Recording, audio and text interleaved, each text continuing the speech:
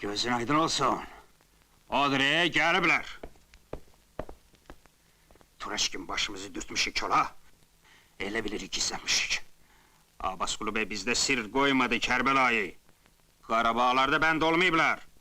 Görürsen arası okulublar, lap burnumuzun ucuna. Abbasqulu beyin nazı ile çok oynayır ya, Kerbelayı. Ben hakkı salamı taptalaya bilmem, Gamlo. Bəs o necə? Taptalamır? Bəs niye gelir? Xeyir getirir? Ay getirdi ya Kerbelayı! Qaydanda döşüne bir orden de asacaklar, onun gücüne gelir! Şunu da öldüreceğim! Dar kursak olma. Koy görek niye gelipler? Ne değiller? Çık gör ne istiyorlar?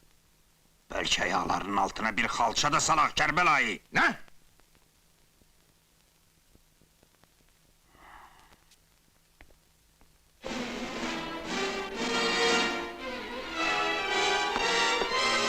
Kimi istiyorsunuz?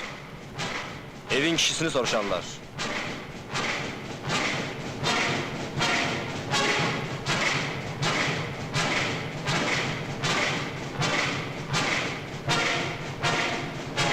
O sizi görmek istemiyor!